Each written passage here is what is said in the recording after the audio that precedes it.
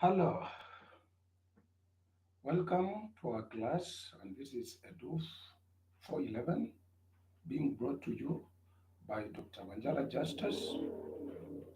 I hope your day has been okay.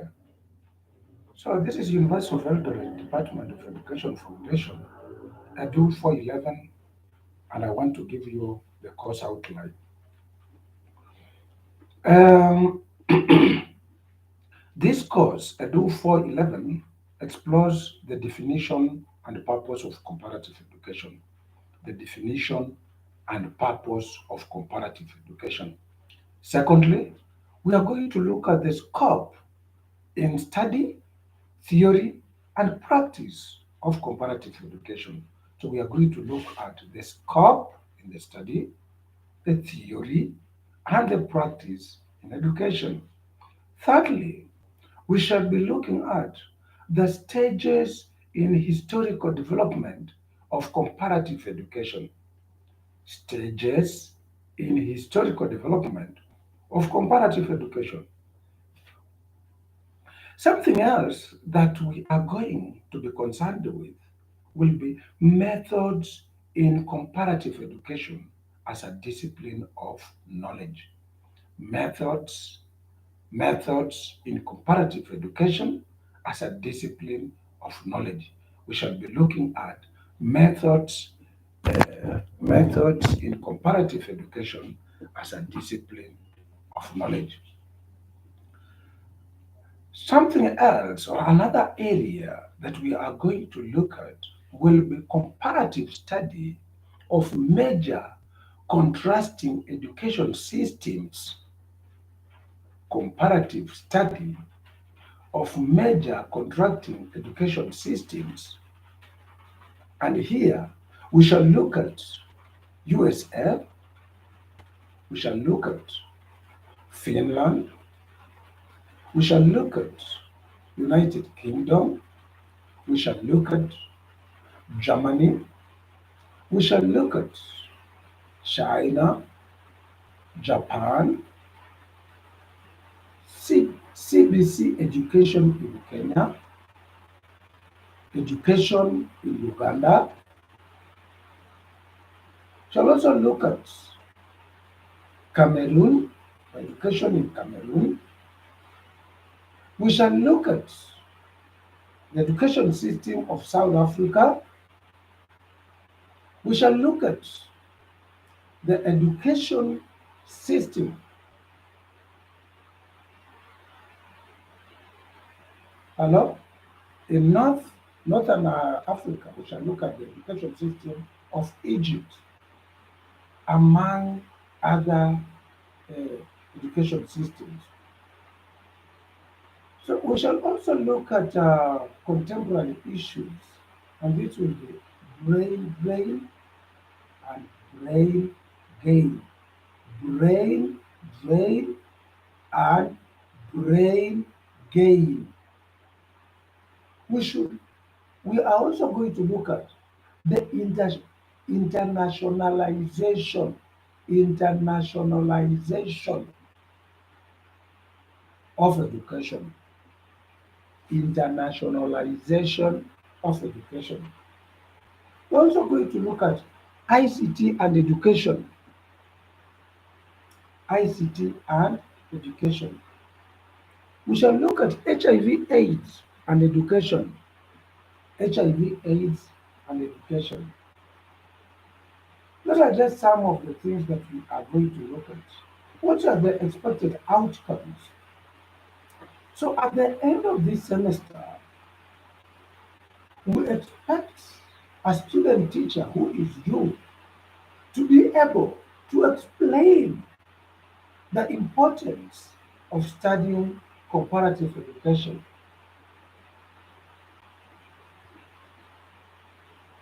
the importance of studying comparative education. We shall also expect you to be able to compare and contrast different systems of education in the world. And as I have told you in the class, that few people will be having two cards.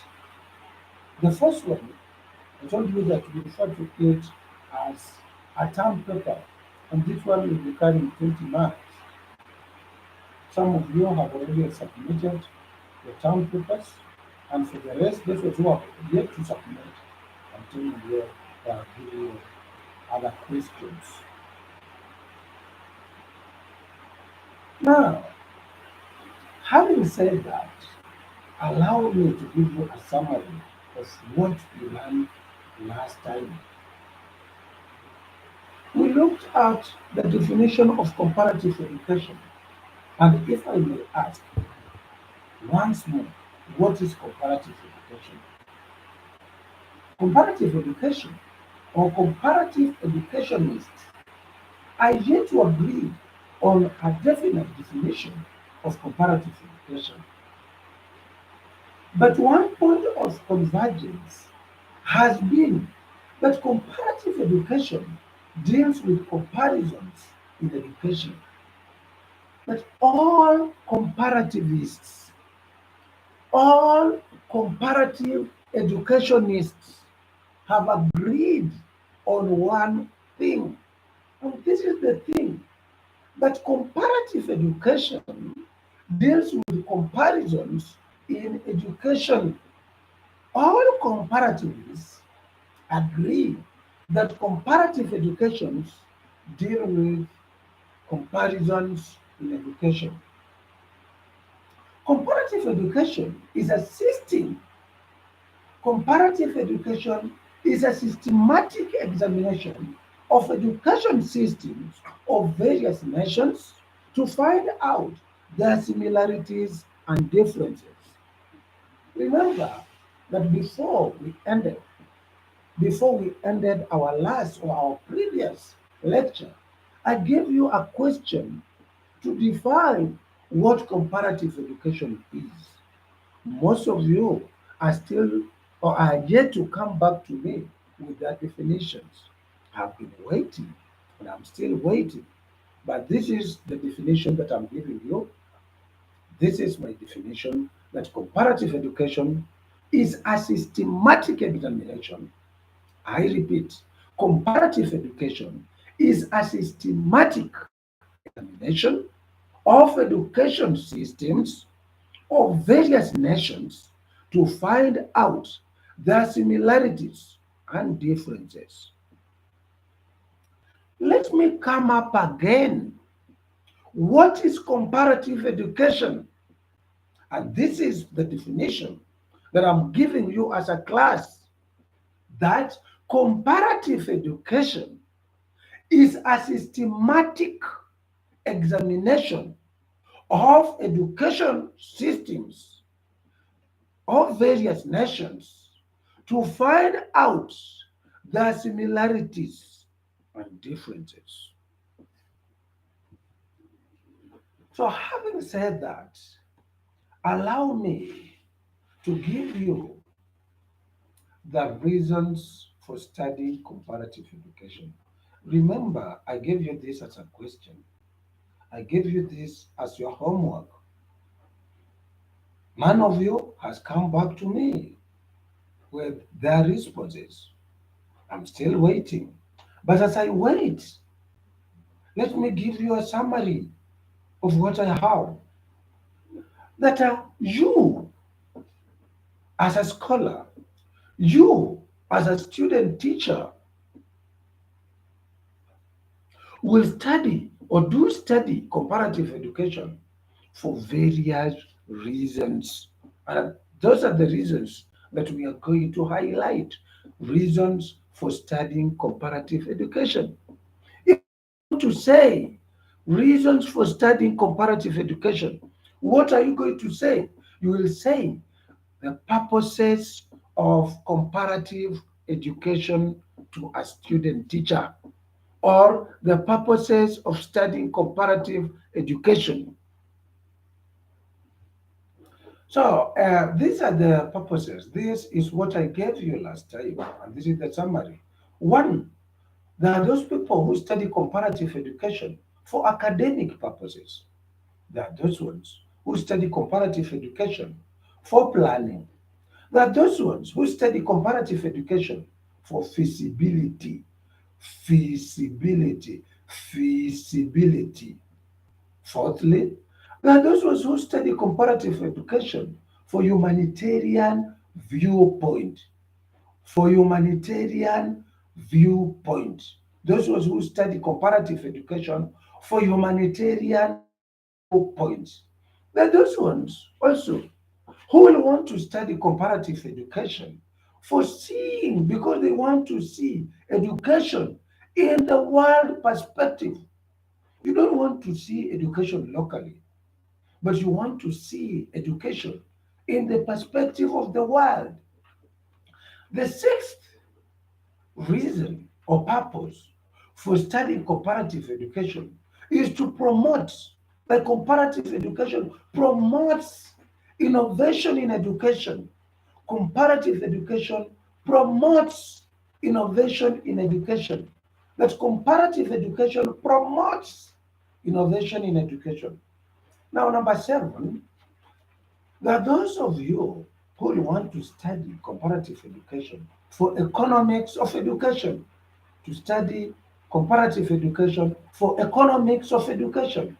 Still, shall have others who will study comparative education for international understanding. You just study comparative education so that you understand other nations. If you want to understand Russia, if you want to understand why Russia is warlike the way it is, you just have to study their education system. So comparative education will assist one to understand nations, or you understand different nations or different countries. Comparative education can also be studied so as to relax the national pride, so that you relax the national pride. Hello? I hope you are still with me. If you are,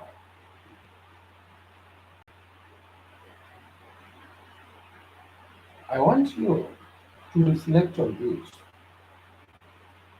Last time I gave you a question. I told you that most people have argued that comparative education is a useless course. What is your take? What is your take on that? There are questions like this. We are simply asking you to, uh, to discuss whether you understand the purposes of studying comparative education. So that is the essence of that question. Still waiting for your answer or your responses.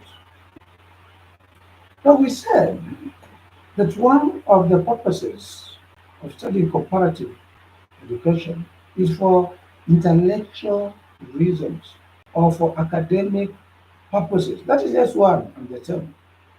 If you say that we study comparative education for intellectual reasons, and another one says for academic purposes, then both of you are saying one and the same thing. We have some scholars who study comparative education to the great heights just for academic reasons. A scholar can pursue comparative education to improve the academic scope on their education system.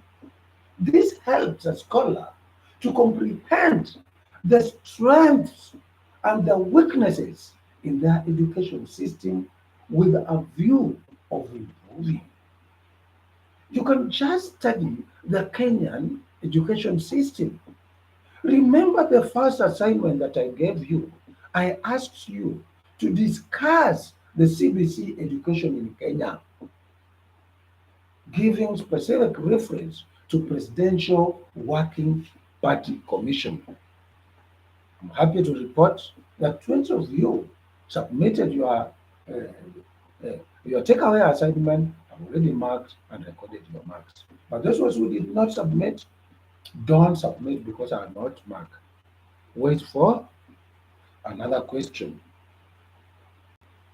So Those ones who submitted, you did a very good work. You did a very good work. You looked at Kenyan education system. That is the system that is being implemented, the system that we are currently implementing, the competency-based curriculum. And that is the system that you people, after graduating, you will live here to go there and implement. You will go out there and implement. So, when you look at the Kenyan education system, the CBC education system, you can just look at it and try to analyze the strengths that are found in CBC education system. You can also look at the weaknesses in CBC, and this one can be done by comparing our education system, our education system with what we don't have. Hello, you'll allow me pick this call kindly. Hello? Yes. Rebecca, currently live. I wanted to talk to you, but you can call me at 8 p.m. But meanwhile, you can subscribe to my YouTube channel, and that is where I'm live, I'm handling comparative education. So you can subscribe there. Thank you. Yes, you can subscribe there. Okay, thank you.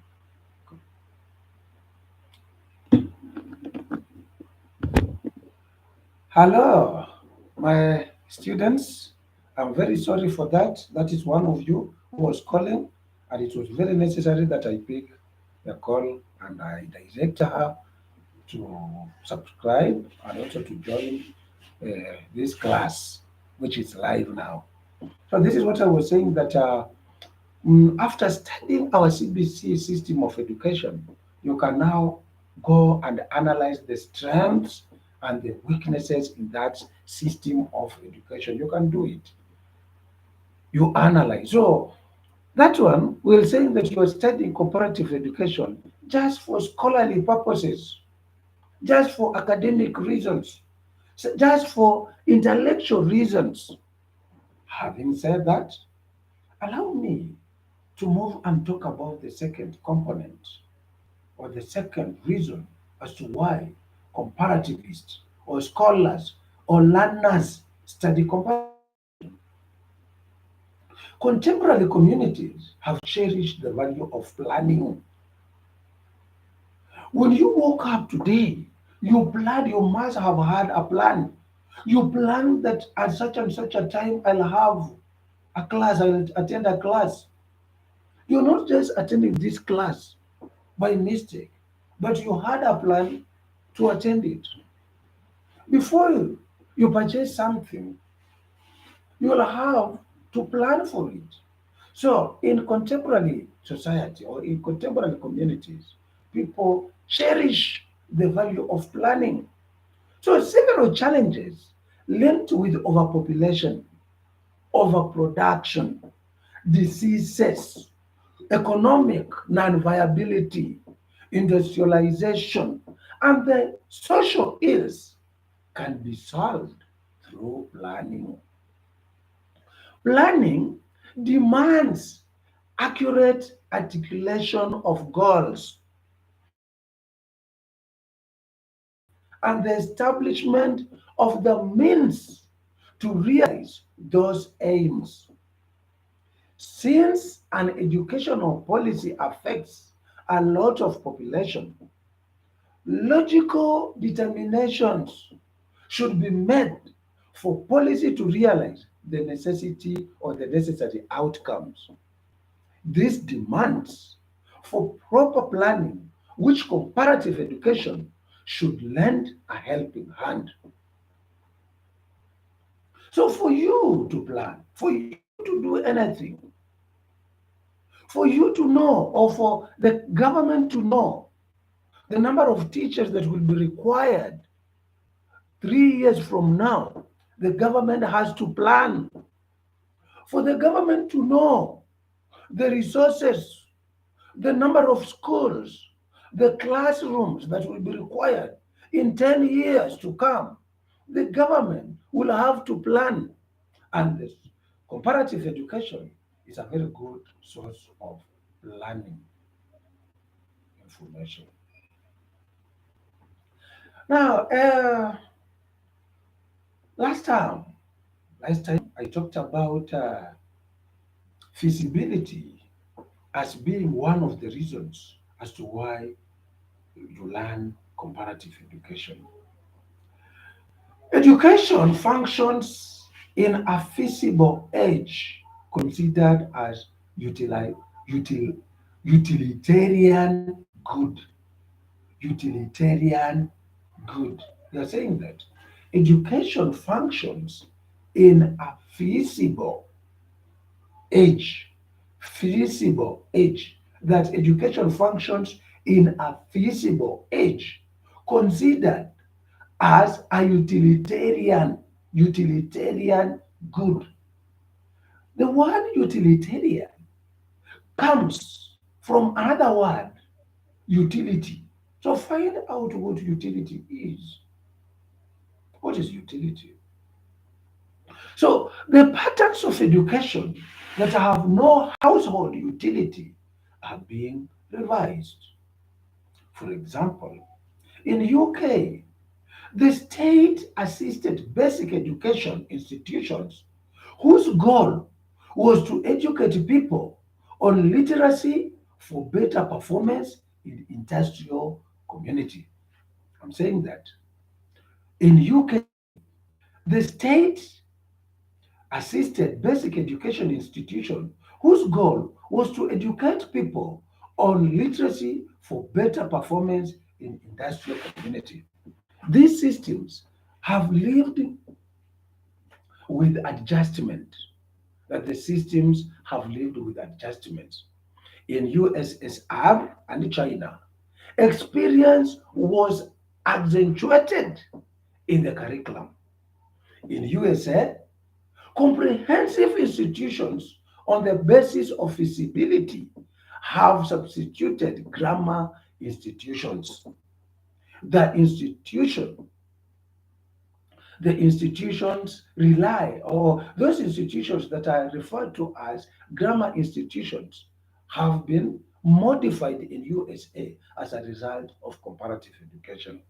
1985, with the aim of making it elitist, the puzzle of revising an education system to make it more feasible should be examined for answers by studying comparative education.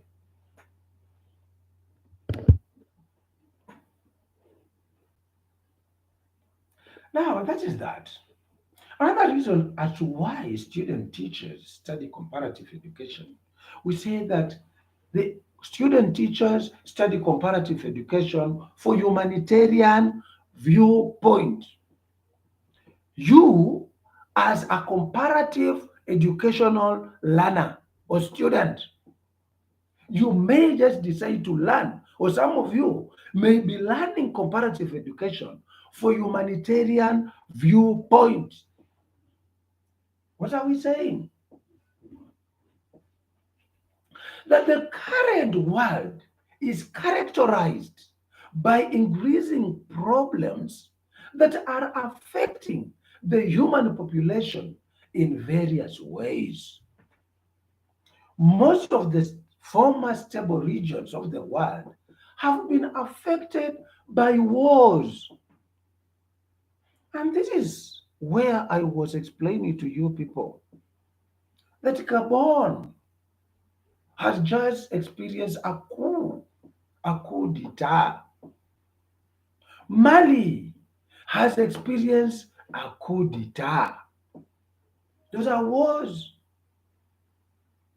Currently, we have the superpowers that are at war with one another. So look at, I told you that Russia is fighting with America. Some of you will be surprised. And you will imagine that I don't know what I'm talking. I know very well that Russia is at war with Ukraine. But you are supposed to know that this is a proxy war of USA. It is USA and the West as a whole that is fighting with Russia through Ukraine. So these are the areas or the regions that were initially stable, but currently they are being affected by wars.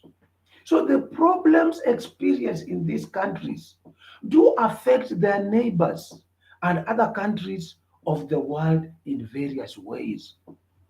You remember I told you that most of the problems that we are facing, the hunger, the inflation, and very many other problems that we are encountering are as a result of this war between Russia and the West. The West here are being represented by Ukraine.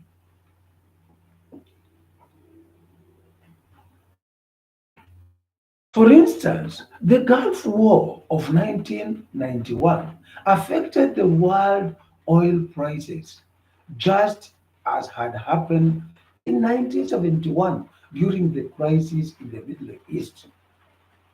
Since the Declaration of Human Rights by the UN in 1948, there has been heightened aspiration for peace, freedom, equality, and a better life.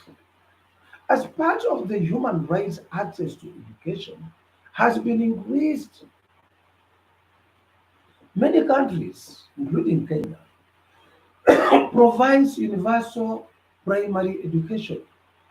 Therefore, the knowledge of each of these education systems is necessary and can better be acquired through comparative education.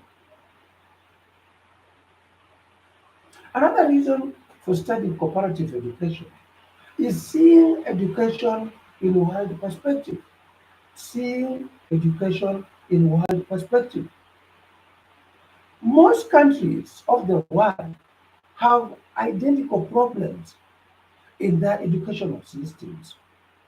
I'm saying, I want to repeat this, that most countries of the world have identical problems in their educational perspective. They have identical problems in their educational perspectives. I'm saying most countries have common problems. You will find out that the problems that are being faced in the education system in Uganda may are the same ones that are being experienced in the education systems in Tanzania. So therefore, it is possible for them to learn problems from each other on how they resolved a particular problem. For example, when Kenya was implementing free primary education in 2003, Nigeria could have provided some of the clues of the problems which were to be expected and the solutions to them. Uganda, a close neighbor to Kenya, with practical solutions on how she managed to obtain total literacy, while India has problems in achieving it. These countries can provide important lessons to Kenya during her implementation of FPE. Also, one would want to know how nations have struggled to establish media or medium of instruction. The comparative approach would yield a deeper understanding of educational problems. In this era, the purpose of comparative education would be better understanding of the changed circumstances and to have better equipment to fulfill the new responsibilities. This will help in understanding of why some countries' educational systems are progressive while others are backward. The administrative system of the land influences the state of the educational systems.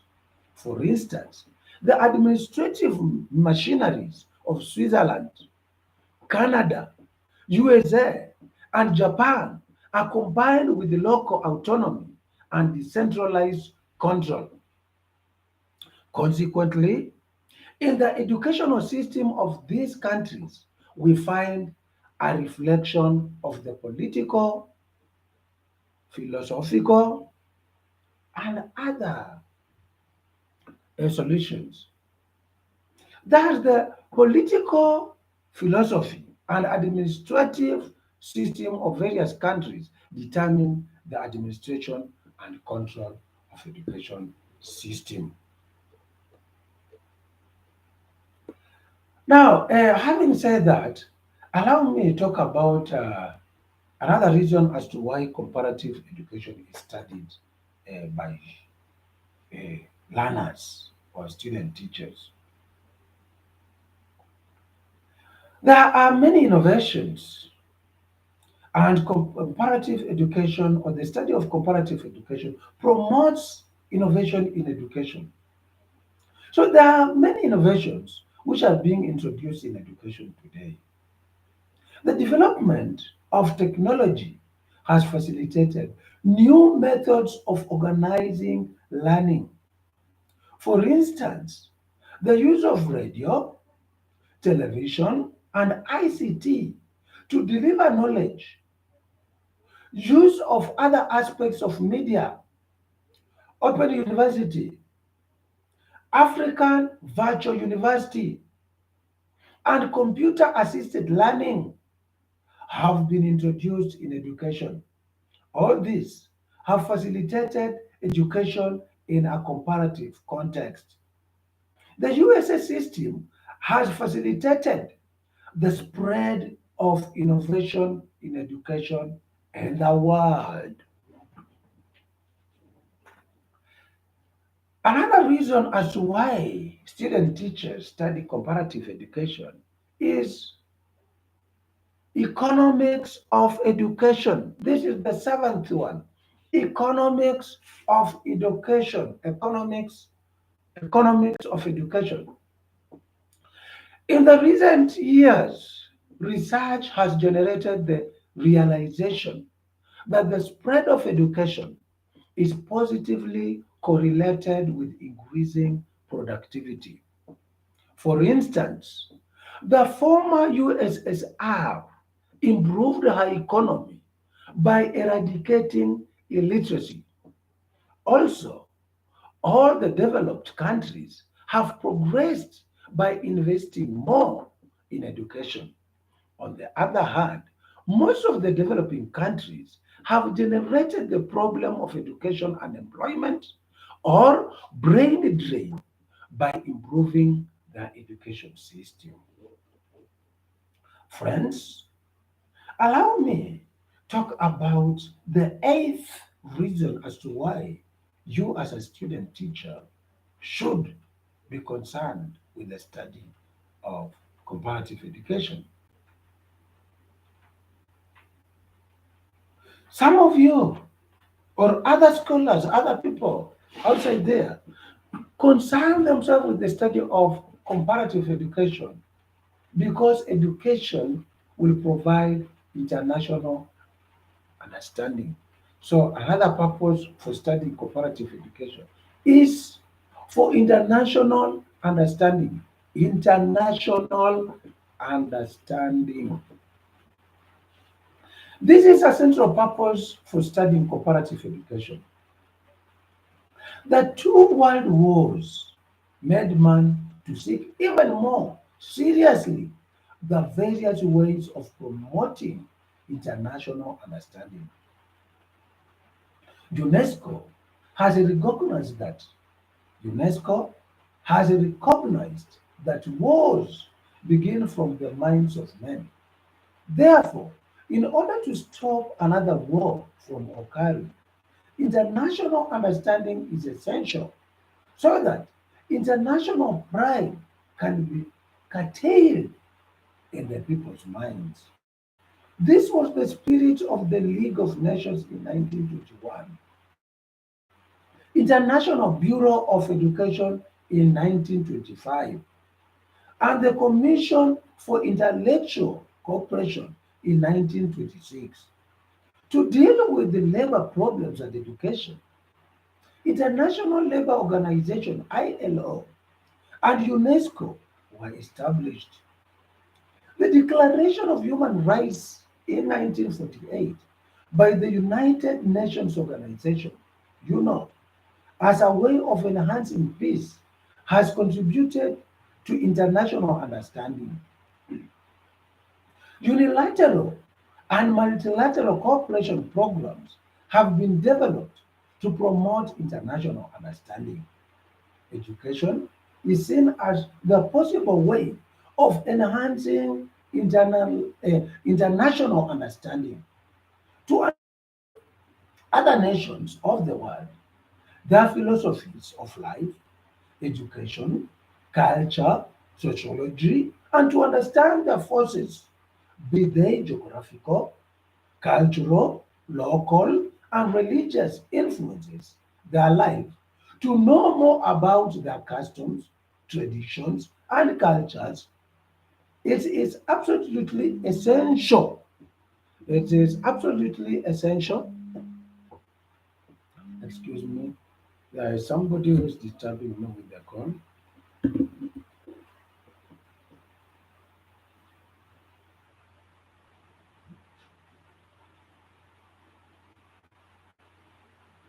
Okay, to understand other nations of the world, their philosophies of life, education, culture, and sociology, and to understand the forces, be they geographical, cultural, local, and religious influences, their life, to know more about their customs, traditions, and culture is absolutely essential. An understanding of how these cultures are affecting educational system is important for the development of clear concepts of international international exchanging of student teachers and other social workers is intended to promote the international systems of education. Friends, allow me talk about the final purpose of studying comparative education. I'm saying it is final because of our class. But you are supposed to know that these are not the only reasons as to why people study comparative education. You have others. And you, as a student of comparative education, should go out your way to find out other reasons as to why one can learn comparative education, or one can study comparative education. So, to relax the national pride, people study comparative education so as to relax their national pride. This is necessary for those countries that feel to be more superior to other countries in case of technology, military prowess, and economic prosperity. They need to understand that other countries are essential for their sustenance or sustainability and therefore have to work for mutual benefit of each other. Comparative thinking and international perspective taking are essential for citizens to get along in a diverse global society. Comparative or comparison of challenges students to suspend judgment of these systems. So comparative education will assist such learners to appreciate what other countries are doing. So through the development of comparative thinking skills, students should be able to understand, analyze, or their analysis of their home cultures consistent with a more with a more mutual understanding of various cultural factors that are playing.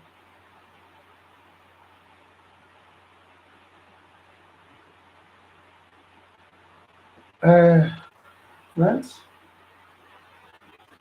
we have revised. I've given you the course outline of comparative education today. I've also revised with you the questions that I gave you last time, previous lecture. I have done a of what we did last time. I want to ask you to subscribe to this YouTube channel so that anything that I post, one day, you will be notified in case of anything that I post. Because I want to deal with comparative education on a daily basis. So that you will be well grounded in this course, very competent, and some of you should be able to come back and take a master's in comparative. If you don't have anything else, allow me to end this class. Have a nice supper, meet your friends. Those who have babies, make sure that you meet your friends. Bye.